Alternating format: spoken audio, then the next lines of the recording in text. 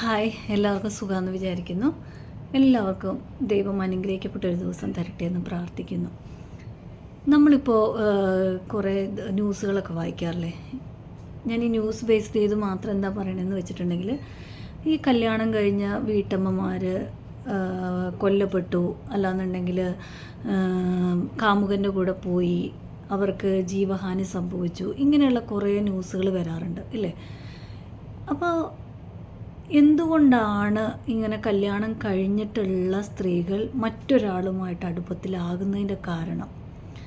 അത് നമ്മൾ ചിന്തിക്കേണ്ട ഒരു കാര്യമാണ്. കാരണം എന്ന് വെച്ചിട്ടുണ്ടെങ്കിൽ, ഇപ്പോൾ നമ്മൾ നോക്കിക്കഴിഞ്ഞാൽ പഴയ ഒരു കാലഘട്ടം വെച്ചിട്ടാണെങ്കിലും ഭാര്യമാർ വീട്ടിലായിരിക്കും, ഭർത്താക്കന്മാർ ഗൾഫിലായിരിക്കും അല്ലേ? പറയും, ഞാൻ കുടുംബത്തിന് വേണ്ടി അധ്വാനിക്കാൻ പോയി, അല്ലാന്നുണ്ടെങ്കിൽ എനിക്ക് വീട് വെക്കണമായിരുന്നു, എൻ്റെ കുടുംബത്തിൻ്റെ ബാധ്യത നോക്കണമായിരുന്നു എന്നൊക്കെ നമ്മൾ ശരിയാണ്, ഒരു കണക്കിനല്ല, 100% ശരിയാണത്. കാരണം എന്ന് വെച്ച് കഴിഞ്ഞാൽ നമ്മുടെ ജീവിതത്തിൻ്റെ സാഹചര്യങ്ങളാണ് നമ്മളെക്കൊണ്ട് കൂടുതലായിട്ട് അധ്വാനിക്കാനും നമ്മൾക്ക് കൂടുതൽ പൈസയുടെ ആവശ്യങ്ങൾ വരുമ്പോഴാണ് നമ്മളങ്ങനെ ചെയ്യുന്നത്.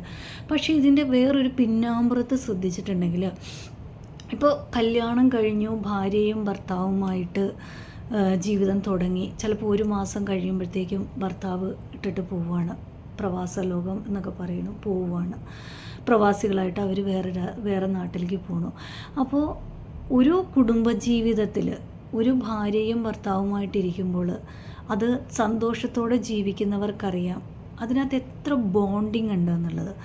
ഇപ്പോൾ നമ്മൾ പറയുകയാണ്, ഇപ്പോൾ നമ്മൾ ചിലപ്പോൾ പറയാറില്ല, നമ്മുടെ കുഞ്ഞുങ്ങൾ സ്കൂൾ വിട്ട് വരാൻ ഒരു 5 മിനിറ്റ് ലേറ്റായി കഴിഞ്ഞാൽ നമുക്ക് ടെൻഷനാണ്. കാരണം വണ്ടി ലേറ്റായത് എന്താ ഇത്രയും സമയം എടുക്കുന്നത്, അല്ലെങ്കിൽ സ്കൂൾ വിടാൻ ലേറ്റായോ, അല്ലെങ്കിൽ ഹസ്ബൻഡ് ഒന്ന് ജോലിക്ക് പോയിട്ട് വരാൻ ലേറ്റായി കഴിഞ്ഞാൽ നമ്മൾ കുറേ പ്രാവശ്യം വിളിക്കും, എവിടെയാണ്, എന്താ പറ്റിയ, ട്രാഫിക്കാണോ, എന്താ വരാൻ ലേറ്റാവുന്നത്. അതെന്തുകൊണ്ടാണ്? നമ്മൾക്ക് നമ്മുടെ കുടുംബവുമായിട്ടുള്ള ഒരു ബോണ്ടിങ് ഉള്ളത് കൊണ്ടാണ് അല്ലേ? അപ്പോൾ ഈ തനിയെ ഭാര്യയെ ഇട്ടിട്ട് പോകുന്ന ഭർത്താക്കന്മാർ, അല്ലെങ്കിൽ ഭർത്താക്കന്മാരെ ഇട്ടിട്ട് പോകുന്ന ഭാര്യമാർ, ഒന്ന് ആലോചിച്ച് നോക്കി. അവരുടെ ഡേ ബൈ ഡേ ലൈഫിൽ എല്ലാവർക്കും അവരവരുടെ ശാരീരികമായിട്ടുള്ള മാനസികമായിട്ടുള്ള പ്രയാസങ്ങളുണ്ടാവും, ബുദ്ധിമുട്ടുണ്ടാവും. അവർക്ക് പറയാൻ, അവർക്ക് ഷെയർ ചെയ്യാൻ, നമ്മൾക്ക് ഭർത്താവിനോട് പറയുന്നതിൻ്റെ അത്രയും നമ്മൾക്ക് നമ്മുടെ വീട്ടുകാരോട് ഷെയർ ചെയ്യാൻ പറ്റില്ല. നമ്മളുടെ ഭാര്യയോട് പറയുന്നതിൻ്റെ അത്രയും നമ്മൾക്ക് മറ്റൊരു വീട്ടിലുള്ള ആൾക്കാരോട് പറയാൻ കഴിയില്ല. അതെന്താണെന്നറിയോ? അതാണ് ഭാര്യയും ഭർത്താവും തമ്മിലുള്ള റിലേഷൻഷിപ്പ്, ആ ഒരു ബോണ്ടിങ്ങിൻ്റെ തീവ്രത എന്ന് പറയുന്നത് അല്ലേ? അതാണ് പറയണത്, കല്യാണം കഴിഞ്ഞ് കഴിയുമ്പോൾ കുടുംബത്തെ വിട്ട് ഭാര്യ ഭർത്താവിനോടും ഭർത്താവ് ഭാര്യയോടും പറ്റിച്ചേരുന്നു എന്ന് ബൈബിളിൽ പറയുന്നുണ്ട്. അതെന്താണെന്ന് വെച്ചാൽ അതാണ് അതിൻ്റെ വാസ്തവം. നമ്മൾ ഒരു സ്ത്രീയും പുരുഷനും എവിടെയൊക്കെയോ ജനിച്ചു വളർന്ന, ഒരുപാട് ഫ്രണ്ട്സ് ഉണ്ടായിരുന്ന, ഒരുപാട് കുടുംബങ്ങളിൽ ഒരുപാട് ബോണ്ടിങ് ഉണ്ടായിരുന്ന ഒരു സ്ത്രീയും ഒരു പുരുഷനും കണ്ടുമുട്ടി, വീട്ടുകാർ തമ്മിൽ ആലോചിച്ചു, അല്ലെങ്കിൽ കണ്ടുമുട്ടി അവർ കല്യാണം കഴിക്കുന്നു. അവർ ആ ഒരു ലൈഫിലേക്ക് വന്നു കഴിയുമ്പോൾ ശാരീരികമായും മാനസികമായും അവർ തമ്മിൽ അടുത്ത് അവരുടെ വിവാഹം കഴിയുമ്പോൾ, അവർ ജീവിതം തുടങ്ങുമ്പോൾ, ഈ ഭർത്താവിന് ഏറ്റവും കംഫോർട്ടബിളായിട്ടുള്ള പാർട്ട്ണർ ഭാര്യയും, ഈ ഭാര്യയ്ക്ക് ഏറ്റവും കംഫോർട്ടബിളായിട്ടുള്ള ഒരു പാർട്ട്ണർ എന്ന് പറഞ്ഞാൽ ഭർത്താവുമായിരിക്കും. അപ്പോൾ ഇങ്ങനെ ഒറ്റപ്പെടുത്തി പോയി കഴിയുമ്പോൾ ചിലപ്പോൾ ഈ ഭാര്യയ്ക്ക് പല കാര്യങ്ങൾ പറയാൻ കാണും. അവൾ വീട്ടിൽ തന്നെ ആയിരിക്കും, അവളുടെ പല വിഷമങ്ങൾ പറയാനുണ്ടാവും, പല രീതിയിലുള്ള ബുദ്ധിമുട്ടുകൾ ഉണ്ടാവും, അല്ലെങ്കിൽ അവളുടെ പല സന്തോഷങ്ങൾ പറയാൻ കാണും, അല്ലെങ്കിൽ അവൾക്കൊന്ന് റിലാക്സ് ചെയ്യാൻ നിങ്ങളുടെ അടുത്ത് വന്നിരുന്നിട്ട് അവരവരുടെ ഭർത്താക്കന്മാരുടെ അടുത്ത് പോയിട്ട് ഒന്ന് റിലാക്സ് ചെയ്ത് സംസാരിക്കാൻ താല്പര്യമുണ്ടാവും. പക്ഷെ പലപ്പോഴും ഇത് റെസ്ട്രിക്റ്റായി പോവുകയാണ്. കാരണം ഈ ഭർത്താവ് കൂടെയില്ല, അല്ലെങ്കിൽ ഈ ഭാര്യ കൂട്ടത്തിലില്ല. അവിടെ ഒരു റെസ്ട്രിക്ഷൻ വരികയാണ്, അവിടെ ഒരു ഗ്യാപ്പ് വരികയാണ്. ഇപ്പോൾ നമ്മൾ ഗൾഫിൽ നിന്ന് അല്ലെങ്കിൽ വേറെ എവിടെയെങ്കിലൊക്കെ പോയി നമുക്ക് കോൾ ചെയ്യാമെന്ന് പറഞ്ഞിട്ടുണ്ടെങ്കിൽ അതിന് ലിമിറ്റേഷൻ ഉണ്ട്. എത്ര കോൾ ചെയ്തു എന്ന് പറഞ്ഞാലും നമ്മൾ ഫോണിൽ കൂടെ സംസാരിക്കുന്നത്, നമ്മൾ ഡയറക്റ്റ് പേഴ്സണലി സംസാരിക്കുന്നത് നമ്മൾ വ്യത്യാസമുണ്ട്, അതെന്തായാലും ഉണ്ട്. അപ്പോൾ നമ്മൾ ഫോണിൽ കൂടെ ഇവർ സംസാരിക്കുമ്പോൾ നമ്മൾക്ക് എല്ലാം എക്സ്പ്രസ് ചെയ്യണമെന്നുണ്ടാവില്ല. ചിലപ്പോൾ അവരും ഡ്യൂട്ടി ചെയ്ത് ക്ഷീണത്തിലായിരിക്കാം, അവരും വന്നിട്ട് ഏതാണെന്നൊന്നും അറിയാൻ വേണ്ടിയിട്ടുള്ള ഒരു ഇതിലായിരിക്കും. അപ്പോൾ ഈ നിൽക്കുന്ന ഇപ്പോൾ അതർ എൻഡിൽ നോക്കിക്കണ്ടെങ്കിൽ ഭർത്താക്കന്മാർ ജോലിക്കാരായിരിക്കും. അവർ രാവിലെ എഴുന്നേറ്റു അവരുടെ കാര്യങ്ങളൊക്കെ ചെയ്തു ജോലിക്ക് പോയി ഓഫീസിൽ നിന്ന് വരുന്നു. അവർ ടയേർഡായിരിക്കും. അവർ ചിലപ്പോൾ കിടന്നുറങ്ങും, അല്ലെങ്കിൽ അവരുടെ ക്ഷീണം കൊണ്ട് അവർ ചിലപ്പോൾ വിളിക്കാൻ പറ്റിയെന്ന് വരില്ല. ആ ഒരു ലെവലിലായിരിക്കും. പക്ഷേ വീട്ടിൽ നിൽക്കുന്ന ഈ സ്ത്രീകൾ അവർ വീട്ടിലത്തെ പണികളെല്ലാം ഒരുക്കി അവരുടെ കുഞ്ഞുങ്ങളെ വിട്ടു, അല്ലെങ്കിൽ അവരുടെ പണികളെല്ലാം, കുഞ്ഞുങ്ങളില്ലാത്തവരാണെങ്കിൽ അവരുടെ പണികളെല്ലാം കഴിഞ്ഞ് അവർ പിന്നെ ഫ്രീ ആണ്. അവർ പിന്നെ ഇരുന്ന് കഴിയുമ്പോൾ, അവർ ചിന്തിച്ച് കഴിയുമ്പോൾ, അവരുടെ കാര്യങ്ങൾ പറയുമ്പോൾ ചിലപ്പോൾ അവരെപ്പം ആഗ്രഹിക്കുന്നു എൻ്റെ ഭർത്താവിനോട് എനിക്കൊന്ന് സംസാരിക്കണം, അല്ലെങ്കിൽ എൻ്റെ ഭർത്താവ് എൻ്റെ കൂട്ടത്തിലുണ്ടായിരുന്നു എങ്കിൽ എന്നാഗ്രഹിക്കുന്ന സമയത്ത് അവർക്ക് അങ്ങനെ ഇല്ലാതിരിക്കുന്ന സാഹചര്യത്തിൽ ആണ് ഈ ഇടയ്ക്ക് വില്ലന്മാരായിട്ട്, അല്ലെങ്കിൽ വില്ല് തരത്തിൻ്റെ രൂപത്തിൽ ബാക്കിയുള്ള സ്നേഹങ്ങൾ, ബാക്കിയുള്ള ആൾക്കാർ ഇതിലേക്ക് വരുന്നത്, ഇൻവോൾവ് ആവുന്നത്.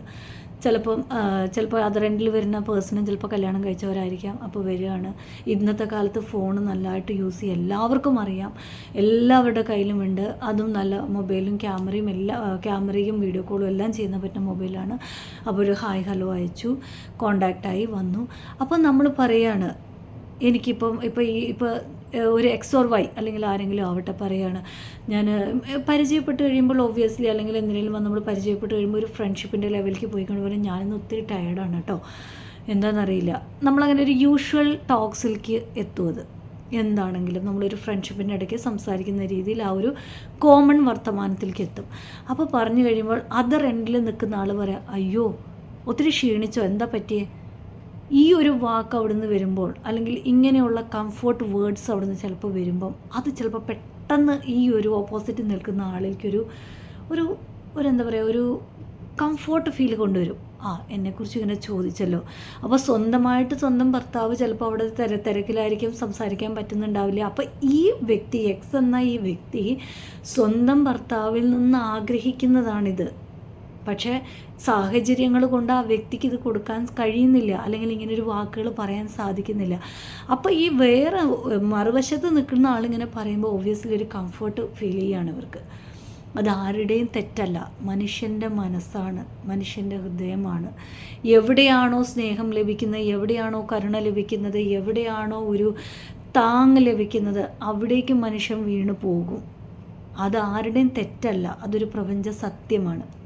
അപ്പോൾ ഇങ്ങനെ ഒരു എന്താ പറയുക, ഒരു സോഫ്റ്റ് കോർണറിലേക്ക് ഈ എക്സ് എന്ന വ്യക്തി വരുന്നുണ്ടെന്ന് മറുവശത്ത് നിൽക്കുന്ന ആൾക്ക് കണ്ടു കഴിയുമ്പം അയാളത് പതുക്കെ അതിന് ചൂഷണം ചെയ്യാൻ നോക്കും. എപ്പോഴും നമ്മൾ ചിന്തിക്കൂ, ഒരു കല്യാണം കഴിഞ്ഞിട്ടുള്ള ഒരു വ്യക്തി, അല്ലെങ്കിൽ കല്യാണം കഴിഞ്ഞിട്ടുള്ള ഒരു സ്ത്രീയോട് ബന്ധം പുലർത്താൻ വരുന്ന ഒരു പുരുഷനും അവരുടെ സൗന്ദര്യമോ, അല്ലെങ്കിൽ അവരുടെ കഴിവോ, അല്ലെങ്കിൽ അവരിൽ നിന്നൊരു എന്താ പറയുക കംഫോർട്ടായിട്ടുള്ള വേർഡ് കിട്ടാൻ വേണ്ടിയോ അല്ല അവർ അപ്രോച്ച് ചെയ്യുന്നത്. ഡെഫിനറ്റ്ലി അതിൻ്റെ പുറകിൽ കിടക്കുന്ന ഒരു സത്യമെന്ന് പറയുന്നത് നിങ്ങളുടെ ശരീരത്തെ ചൂഷണം ചെയ്യുക. ഇത് മാത്രമായിരിക്കും അവരുടെ ഇൻറ്റൻഷൻ. അവർ ചിലപ്പോൾ ഭയങ്കര ലവബിളായിട്ട് കാണിക്കും. അവർ ഭയങ്കര എന്താ പറയുക, എപ്പോഴും നിങ്ങളെ അന്വേഷിച്ചുകൊണ്ടിരിക്കും. എവിടെയാണ്, എന്താണ്, സുഖമാണോ, ക്ഷീണമൊന്നുമില്ലല്ലോ, ഭക്ഷണം കഴിക്കുന്നുണ്ടോ. ചിലപ്പോൾ ഈ ചെറിയ സിമ്പിൾ വേർഡ്സ് മതി. ചില സമയങ്ങളിൽ നമ്മൾ തളർന്നിരിക്കുന്ന സമയങ്ങളിൽ നമ്മൾക്ക് ലഭിക്കുന്ന ചെറിയ ആശ്വാസത്തിൻ്റെ ഒരു വേർഡായിരിക്കും നമ്മൾക്ക് ജീവിതത്തിൽ ഭയങ്കര ഒരു കംഫോർട്ട് ഫീലാക്കുന്നത്, പലപ്പോഴും നമ്മൾക്കൊരു താങ്ങായിട്ട് തോന്നുന്നത്. അപ്പോൾ ഈ ഓപ്പോസിറ്റ് നിൽക്കുന്ന ആൾ ഈ എക്സിനോട് പറയും, ഇങ്ങനെ പല ചോദ്യങ്ങൾ ചോദിക്കുമ്പോൾ, അല്ലെങ്കിൽ ഇങ്ങനെ ഒരു കംഫോർട്ട് മൈൻഡിലേക്ക് കൊണ്ടുവന്നു കഴിയുമ്പോൾ ഓട്ടോമാറ്റിക്കലി നമ്മൾക്ക് ഒരു അട്രാക്ഷൻ വരും. അതാണ് സംഭവിക്കുന്നത്. ആ ഒരു റിലേഷൻ പിന്നെ പതിയെ മൂവ് ഔട്ടായിട്ട് പല രഹസ്യബന്ധങ്ങളിലേക്കും പല രീതിയിലേക്കും അത് പോകുന്നത്. അപ്പോൾ നമ്മൾ അപ്പോൾ അത് കഴിയുമ്പോൾ നമ്മൾ പറയും, ഇവളിങ്ങനെ ആയി തീർന്നു, ഇവളെന്താ ഇങ്ങനെ പോയത്, അവൾക്ക് ബോധമില്ലേ, അവളൊരു കല്യാണം കഴിച്ച സ്ത്രീയല്ലേ.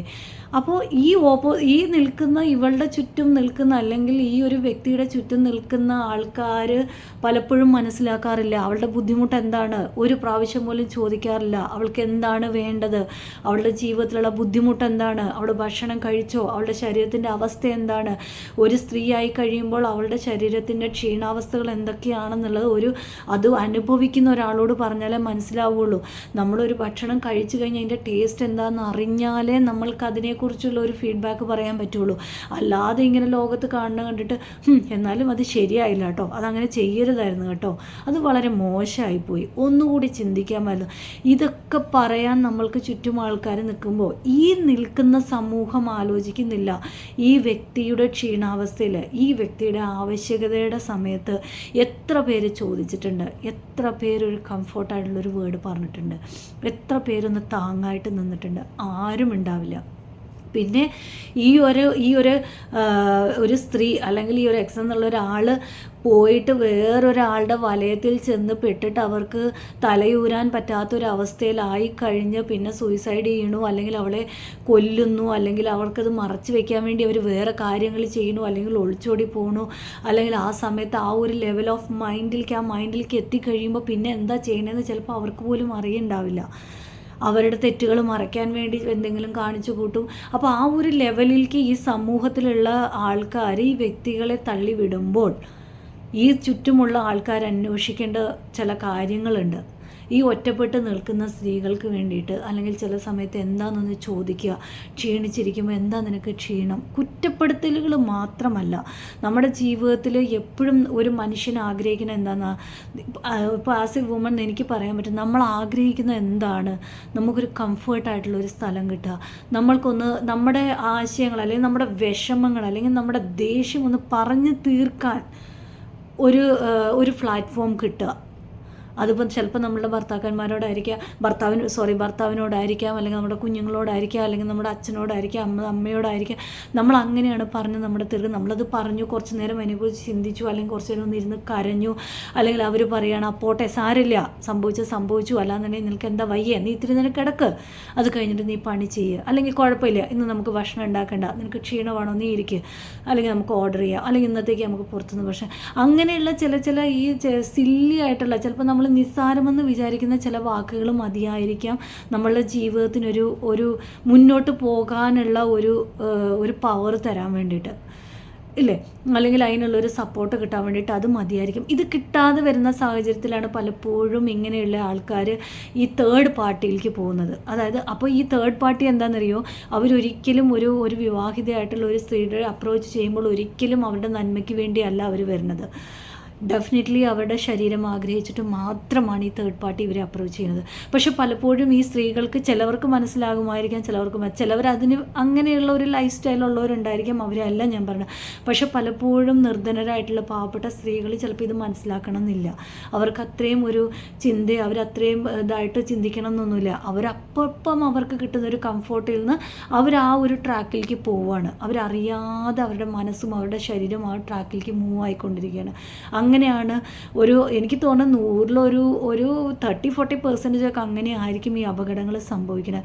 അപ്പോൾ നമ്മൾ വലിയ വലിയ കാര്യങ്ങളൊന്നും ചെയ്യേണ്ടെന്നേ, ചെറിയ ചെറിയ വാക്കുകൾ, പോട്ടെ, അല്ലെങ്കിൽ സാരമില്ല. ചില സമയത്ത് നമ്മൾ ഭയങ്കര ഫീലായിട്ടിരിക്കുന്ന സമയത്ത് പോട്ടെന്നേ, വിട്ടുകളാ, സാരമില്ല, ഇങ്ങനത്തെ ഈ ഒരു സിമ്പിൾ വേർഡ്, സിമ്പിൾ സെൻറ്റൻസിൽ നമ്മളുടെ ജീവിതത്തിൽ ഭയങ്കരമായിട്ടുള്ള ഊർജ്ജം തരാൻ പറ്റും, ഇല്ലേ?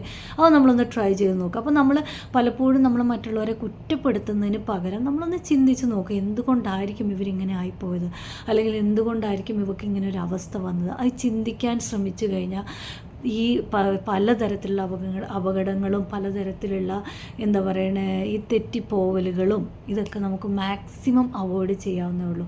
ആണ് നമ്മുടെ ജീവിതത്തിൽ ചെറിയ ചെറിയ വാക്കുകളിൽ നിന്ന്, ചെറിയ ചെറിയ സെൻറ്റൻസുകളിലൂടെ മറ്റുള്ളവർക്കൊരു തണലായി നിൽക്കാൻ പറ്റട്ടെ എന്ന് ആശംസിക്കുന്നു. എല്ലാവർക്കും നന്ദി.